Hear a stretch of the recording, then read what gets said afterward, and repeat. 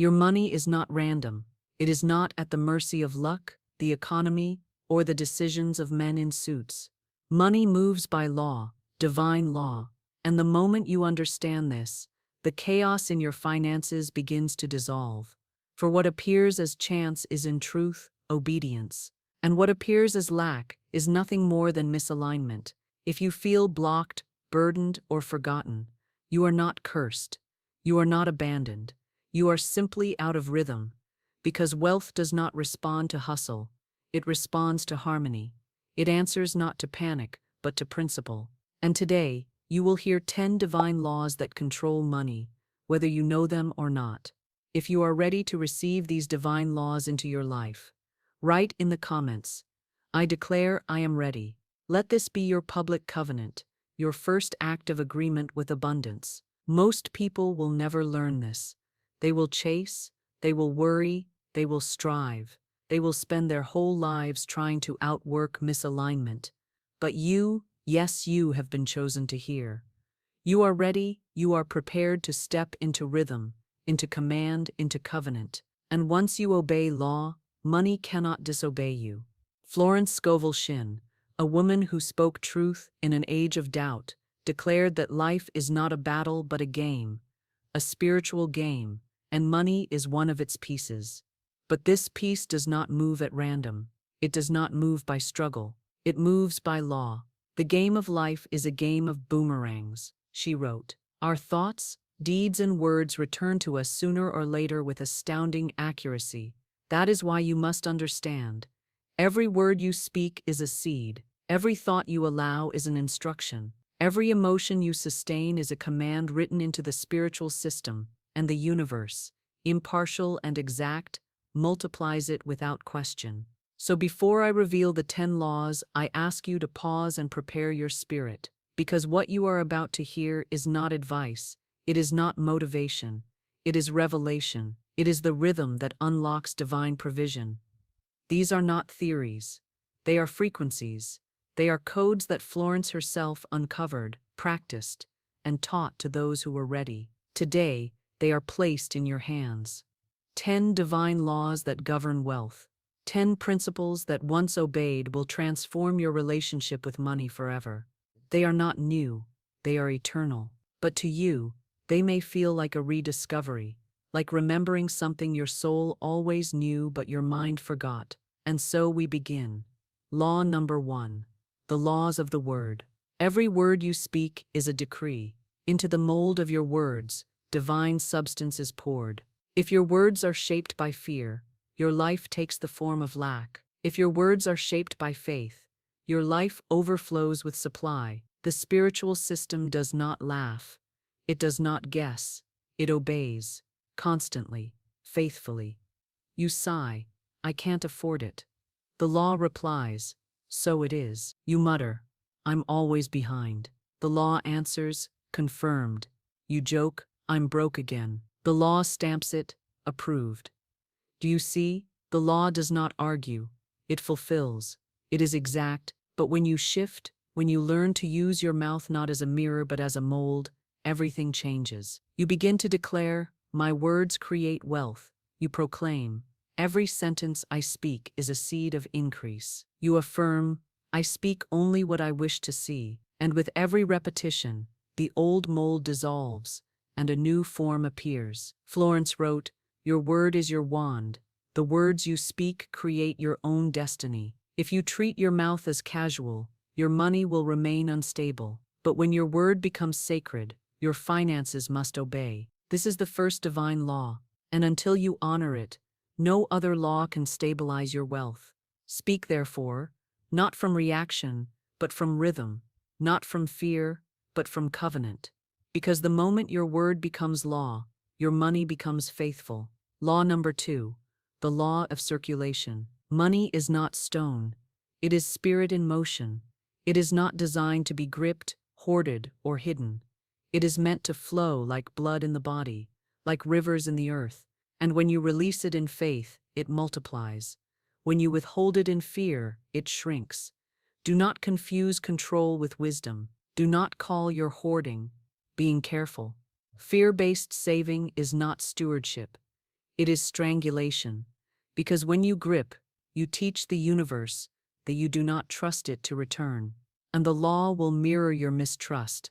But when you release with confidence, when you circulate with joy, heaven rushes to refill your supply. Every dollar released under grace returns multiplied. Every gift given in faith opens doors no man can shut. Tithing, investing, gifting. These are not material decisions, they are spiritual acts. And when sealed with the word, they activate the loop of divine increase. Say aloud, every dollar I release returns multiplied, under grace in perfect ways. Say I give not to lose but to expand. Say I circulate with joy, and my wealth flows without end. This is the second law. Circulation is the rhythm of increase, and until you join its flow, you will remain in effort, never in overflow. Law number 3, the law of assumption. You cannot wait for evidence to believe. You cannot sit in the vibration of delay and expect supply to arrive. Divine law does not respond to someday. It responds only to now. Florence taught that faith knows it has already received and acts accordingly. This is assumption. You do not ask as a beggar. You assume as an heir. You do not hope for wealth. You walk in wealth. You collapse the gap between desire and demonstration by stepping into the frequency of already done. Think of an actor on stage. Before the play begins, he assumes the role. He wears the costume. He speaks the lines. He inhabits the character. He does not wait for the audience to believe. He becomes, and the audience must follow. In the same way, you must become wealth in identity, before wealth appears in visibility. Say, I walk as if my supply is already here. Say, I feel the freedom of abundance now, not later. Say, I live as though all provision is released. This is not delusion. It is rehearsal. You are training your body, your breath, your vibration to resonate with fulfillment. And the law, exact and obedient, rearranges reality to match your assumption. When you wake in the morning, do not say, one day I'll be free. Say, I am free now. When you face a bill, do not whisper, I hope I can pay this. Say, my supply meets every demand on time and in full, because assumption is not imagination, it is identity. And until your soul lives as if it is already wealthy, your reality cannot obey. Now we move deeper. Law number 4, the law of substitution. Every thought you allow is a seed, and every seed produces after its kind. You cannot plant weeds and expect roses. You cannot dwell on lack and manifest supply. The mind must be trained, for when fear enters, it must be substituted. When doubt arises, it must be replaced. When delay whispers, it must be silenced. Florence declared, every time you voice lack, you call it into being. Every time you voice supply, you summon it. And so when the thought of scarcity appears, you must not entertain it. You must interrupt it, overturn it, replace it with truth. When fear says, I don't know how I'll make it, you substitute, God is my supply, and every need is already met. When worry says, what if I lose everything, you substitute, I cannot lose what belongs to me by divine right. When delay says, it's taking too long, you substitute, divine timing is always perfect, and I am on schedule with heaven. This law is not passive. It is warfare. It is vigilance. It is the practice of catching every seed of lack before it takes root. Because if you allow the weed to remain, it will strangle your harvest. But if you substitute it instantly, the soil of your soul remains fertile for supply. Say aloud, I replace every lie with truth. I substitute every thought of lack with abundance. I speak only what I want multiplied. This is the law of substitution. And without it, your affirmations collapse under contradiction. But with it, you uproot lack before it blooms and you anchor wealth before it arrives. Law number 5, the law of agreement. You cannot say one thing, believe another, and expect results. Agreement is the sacred harmony of word, thought, and expectation. When your outer words and inner beliefs collide, the signal is scrambled, and money, obedient and exact, mirrors confusion. Florence warned that double-mindedness is the enemy of manifestation. To speak wealth while expecting lack is to sabotage your own harvest. To affirm abundance while joking about being broke is to plant weeds among your roses. Agreement means every part of you must unite. Your mouth, your mind, and your mood. Think of a choir. If one voice sings in tune while another sings off-key, the song is ruined. Your vibration is no different. It must be unified, or it collapses. Say, I break every agreement I have ever made with lack. Say, I sign a new contract today, one that agrees only with wealth, only with divine supply, only with my true inheritance. This is not poetry. It is spiritual law. Every word you speak is a contract. Every belief you hold is a signature. And the universe, impartial and exact, delivers only what is agreed upon. If you are ready to prosper, you must end the hidden agreements you made with struggle. Agreements inherited from family patterns, cultural conditioning, or careless conversations. Today you dissolve them. Today you align. Because when your words, your thoughts, and your feelings come into agreement, wealth has no choice but to obey. Now we go deeper still. Law number 6, the law of identity. This is the root of all demonstration. You cannot receive what your identity cannot hold. You cannot attract what your subconscious believes you are unworthy of. If you see yourself as a struggler, you will always struggle. If you see yourself as bad with money, money will always slip through your fingers. If you secretly believe wealth belongs to others, it will never remain with you. Florence declared, man can only receive what he sees himself receiving. Identity is the gate. It is not what you desire, it is who you are. And so, you must reprogram your self-image. Every old label must be burned. I'm always behind, erased. I'm not the kind of person who gets rich, destroyed. Money never stays with me, gone. In their place you install truth. I am the channel of divine wealth. I am the vessel through which supply flows. I am no longer chasing. I am receiving. Identity is not changed in a day. It is changed by rhythm, by repetition, by declaring until the words no longer feel like affirmations, but like your natural language. Speak them until your cells obey. Repeat them until your subconscious accepts. Because once your identity shifts, your reality must follow. This is the law of identity. And when combined with the law of agreement, it transforms your inner world into a temple that wealth cannot resist. Law number 7, the law of expectation. You cannot speak wealth while secretly expecting disappointment. You cannot declare abundance while waiting for the other shoe to drop. Expectation is the magnetic pull of your faith. It is the invisible hand that shapes tomorrow before you step into it. Florence Scovel Shinn reminded us, faith knows it is already received and acts accordingly. Expectation is faith in motion. It is the posture of your soul when evidence is not yet visible. It is the vibration that declares, I do not hope, I know. Look at the farmer. He plants a seed and expects the harvest. He does not doubt every morning whether the ground will betray him. He waters, he waits, he trusts, and the seed obeys. Why? Because he lives in expectation. Say, I expect wealth to meet me daily. Say, I expect supply in perfect timing. Say, I expect miracles, because miracles are my normal. Expectation is not arrogance. It is alignment. It is the refusal to prepare for failure. If you keep making room for lack, you invite it.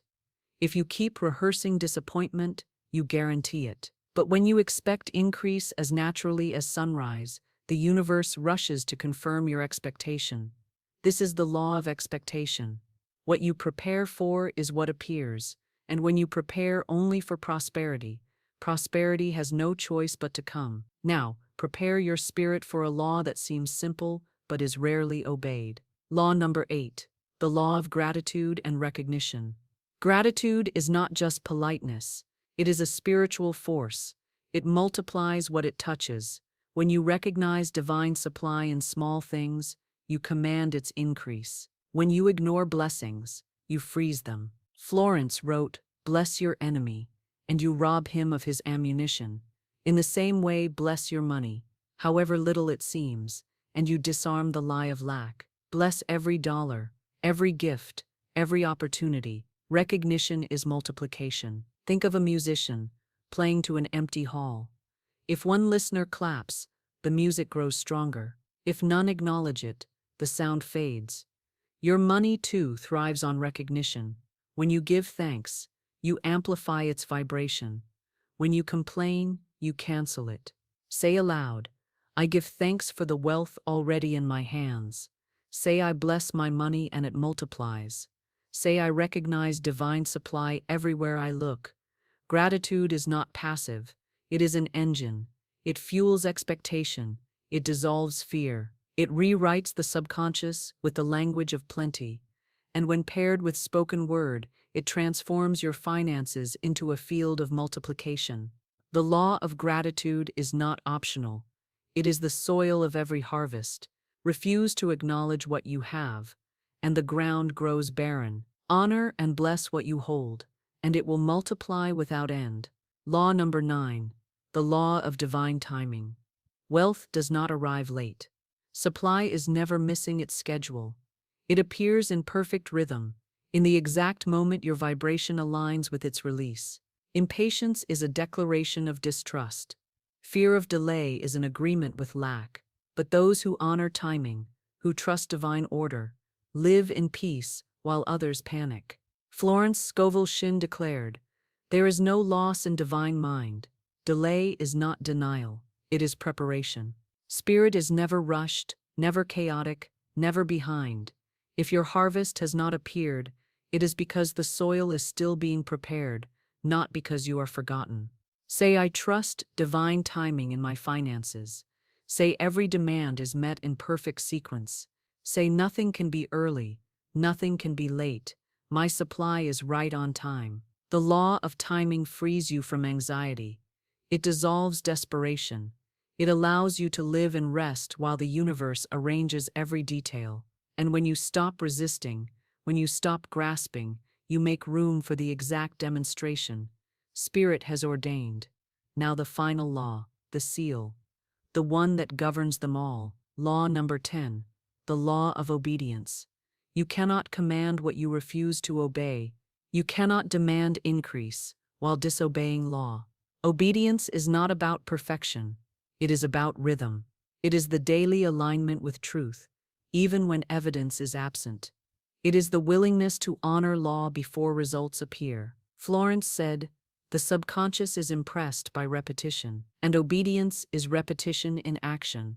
Speaking the word when fear rises, circulating money when lack tempts you to hoard, substituting thoughts when doubt attacks, giving thanks when little seems present. Obedience is the proof of faith.